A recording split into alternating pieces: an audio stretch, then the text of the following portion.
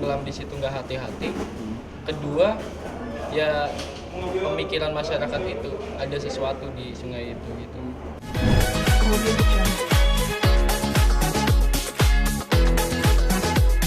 Dan nih Ke sini aja. Sini aja. nah, oke. Yuk.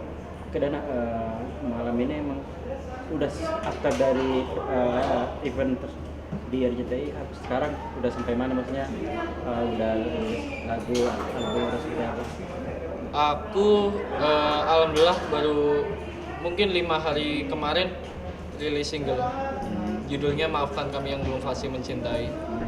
Itu single ciptaanku dan guru agamaku di SMK. Kita ciptain bareng. Kita sebenarnya dominan nulis dia. Cuma semua melodi aku semua. Dan alhamdulillah bisa rilis di channel Hits Record. Itu. Perasaan gimana nih akhirnya jadi single nih? Rasanya seneng banget karena aku bisa ibaratnya ngebantu mengeksplor puisi seseorang gitu, puisi guruku gitu. Itu puisi guruku yang aku jadikan lagu gitu sih. Tapi kalau untuk lagu sendiri emang pure dari kita sendiri atau ada kerjasama dengan produser atau seperti apa? Kalau lagu, saya kan label ya, pasti ada produser. Kalau misal notasi, terus chord, progresi chord, lirik, aku semua. Dan kalau yang kemarin itu bareng guruku. Kalau sebelumnya aku semua. Dan aku serahin ke produser. Dan terakhir kerjasama sama Kompai Burman. Gimana untuk lagu tersebut relate dengan kehidupanmu atau cerita hidupmu atau seperti apa? Kalau single terbaruku Maafkan Kami Yang Belum Fasih Mencintai pastinya relate banget karena ini tentang kayak kisah percintaan yang belum dewasa gitu. Dimana di situ ada senang, ada bahagia, ada sedih, ada luka pasti. Dan di situ ada pertengkaran. Terus kayak ya saling melengkapi lah gitu. Dan di situ kita merasa tidak sempurna, kayak manusia nggak pernah merasa sempurna sih. Dan di situ kita minta maaf kepada Tuhan, maafkan kami yang belum fasih mencintai gitu sih.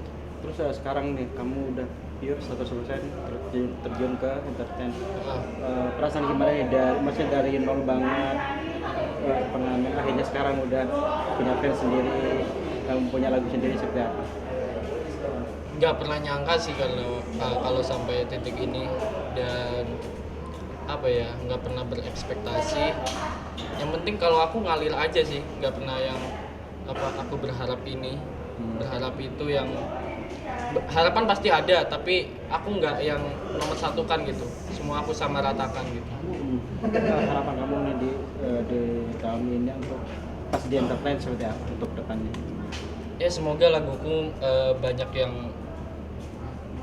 masih mau mendengarkan, dan lagu-laguku semoga banyak yang relate. Semoga laguku bisa menyampaikan pesan orang banyak yang belum bisa mereka sampaikan lewat lisan, bisa sampaikan lewat laguku gitu. Cut dulu mas, terus segmen viral nih.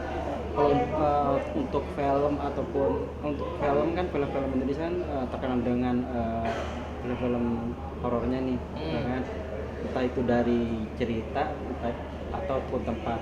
Biasanya kan kalau tempat kan emang dari cerita asli lah, emang benar kejadian kayak di jembatan atau apa. Kalau menurut kamu kalau tempat-tempat horor tersebut emang benar adanya atau emang dari stigma dari pemikiran masyarakat aja atau seperti apa? Kalau menurut aku bener adanya sih, karena emang kita hidup berdampingan sih. Kita hidup berdampingan walaupun kita nggak lihat mereka, tapi kita emang harus mengakui keberadaan mereka gitu. Dan menurutku emang ya bener ada. Dan mungkin walaupun rumah baru pun ya, itu pasti ada yang menghuni sejak lama gitu. Ya kita emang harus saling menghormati aja sih. Terus kalau itu kan di rumah, kalau umpamanya di jembatan, nama jembatannya pasti ada sungai itu. Kalau sungai pasti kan setiap semua daerah pasti ada yang bilang ada penunggu buaya putih ataupun emang kayak pojat contohnya kayak gitu. Kalau menurut kamu seperti apa? Apakah di kampungmu ada cerita seperti itu juga atau emang buaya putih itu ada seperti apa?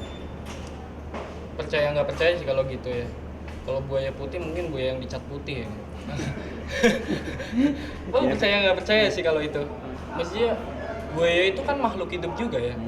Mungkin itu spesies yang albino kan. Aku nggak tahu kan. Aku nggak tahu kalau itu karena aku bukan Panji. Aku ya yang musisi biasa gitu, bukan yang mengenal seperti itulah. Tapi kalau kamu tipikal orang, maksudnya tadi kan di awal bilang kalau gaib itu kita hidup berdampingan. Berarti lebih ke percaya kalau melihat langsung ataupun dengan cerita benar ada atau seperti apa? Sebenarnya cukup dirasakan aja sih, kita nggak perlu lihat langsung juga. Kan banyak orang lihat langsung juga takut kan. Kita nggak perlu lihat langsung juga, kita cukup ya saling menghargai aja, nggak usah saling mengusik lah gitu. Tapi kalau umpama kan kalau namanya sungai ataupun laut, biasanya kalau orang meninggal di situ di Mambang kan banyak stigma dari masyarakat, ya ada angker atau apa. Kalau kamu sendiri melihatnya seperti apa? Karena emang angker ataupun karena yang virus itu atau seperti apa? Mungkin ada dua ini sih, dua stigma ya. Pertama karena emang orang yang tenggelam di situ nggak hati-hati. Kedua ya pemikiran masyarakat itu ada sesuatu di sungai itu gitu.